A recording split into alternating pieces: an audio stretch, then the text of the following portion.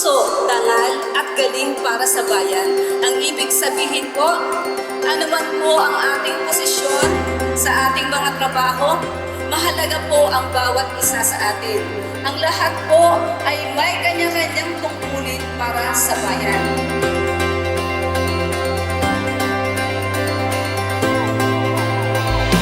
Ibig sabihin po niyan, ang inyong pong paglilingkod ay parang pag-ibig.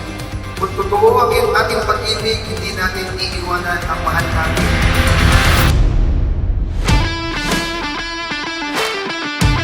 Hindi makabuluhan ang pagsiservisyo ng ating pong pamahalaan. Kayo ang mga bayani ng ating pong pamahalaan.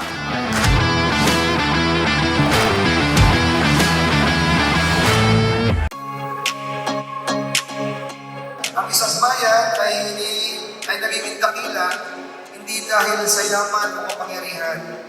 Ang bayan ay nagiging dakila dahil sa mga lingkod bayan na handang magsakripisyo para sa mga kababayan at sa minamahal nating bayan, ang bayan ng Antipona. Kaya palagpakan naman po natin ang ating mga sarili.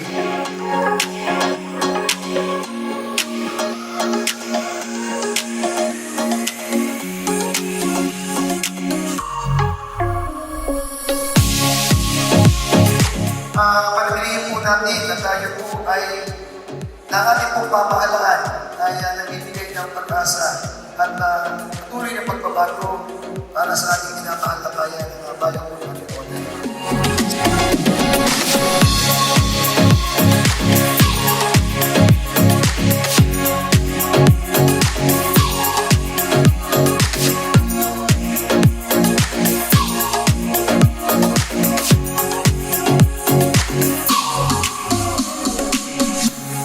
Tayo po mga lingkod bayan na yung ating pong tungkulin ay hindi lamang po basta trabaho.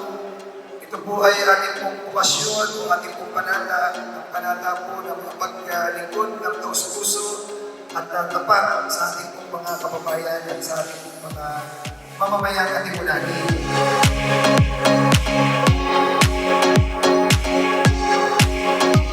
Buhay po tayong lahat, mabuhay po ang mga lingkod bayan ng bayan ng Antipona. Mabuhay po ang bayan ng Antipona. Maraming po salamat.